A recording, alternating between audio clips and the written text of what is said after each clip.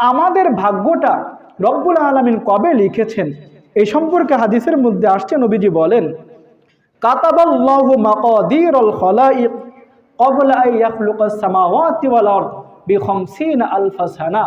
রব্বুল আলামিন আসমান আর জমিন সৃষ্টি করারও 50,000 বছর আগে আপনার আমাদের ভাগ্যটা তিনি লিপিবদ্ধ করে রেখেছেন। আমাদের সৃষ্টির আগে নাকি আসমান জমিন সৃষ্টির আগে?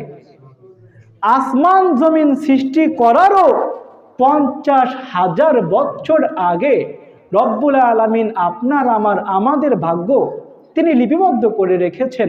তবে রব্বুল আলামিনের কাছে আমাদের ভাগ্যলিপি থাকলেও তিনি এই ভাগ্যলিপিটা একত্রে ফেরেশতাদের হাতে তিনি তুলে দেন না।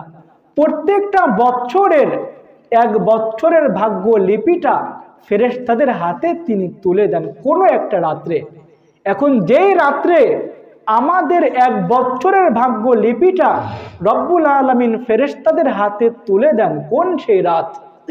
এই সম্পর্কে পবিত্র কোরআন বলছে, রব্বুল আলামিন বলেন, একই রাত্রিতে আমি 2টা কাজ করেছি। কয়টা কাজ? কয়টা কাজ? 2টা কাজ। নাম্বার 1, আল্লাহ বলেন, 1 নম্বর কাজ হচ্ছে ইন্না আনজালনাহু ফি লাইলাতিন মুবারাক। এমন একটা বরকতময় রাত আছে যে রাত্রিতে 1 নম্বরে আমি আমার কোরআনকে নাজিল করেছি। আর ওই একই রাত্রিতে 2 নম্বরে আমি যেই কাজটা করি, ফিহা ইফরাকু কুল্লু আমরিন হাকিম।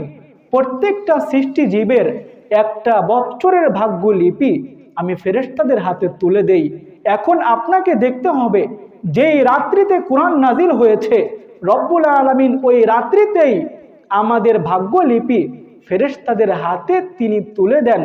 এখন প্রশ্ন হচ্ছে, কোরআন নাজিল হয়েছে কোন রাত্রে? শবে বরাত। কোন রাত্রে? এই সম্পর্কে আল্লাহ নিজেই বলছেন, ইন্না আনজালনাহু ফি লাইলাতিল কদর। অবশ্যই আমি কদরের রাত্রিতে কোরআনকে নাজিল করেছি। সুতরাং ভাগ্য রজনী শবে বরাত আজকের রাত্রে না, আমাদের ভাগ্য রজন হচ্ছে মূলত শবে কদর। এখন একটা কথা আপনারা ভুল বলেন, তা হচ্ছে শবে বরাত। এই যে বরাত বলেন, শব্দটা মূলত বরাত হবে না, শব্দটা হবে হচ্ছে বারাআত। কি শব্দ? বারাআত। কিন্তু এই বারাআতকে আপনারা কি বলেন? বরাত। যদি আপনি বরাত বলেন ভুল, শব্দটা হচ্ছে শবে বারাআত। বারাআত শব্দের অর্থ হচ্ছে মুক্তি।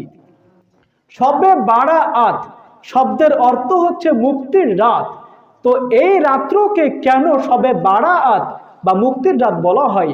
কারণ হচ্ছে এই রাত্রিতে আপনি যদি ইশারের নামাজ পড়ে গিয়ে ঘুমিয়ে পড়েন, রব্বুল আলামিন আপনার দিকে তাকান যে আপনার মধ্যে শিরকের গুনাহ আছে কিনা, আপনার মধ্যে বিদ্বেষ আছে কিনা।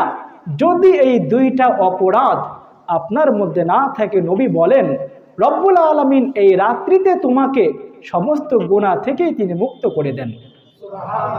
তো এই রাত্রকে আর কখনো শবে বরাত বলবেন নাকি? কি বলবেন? শবে বারাআত। শবে বারাআত।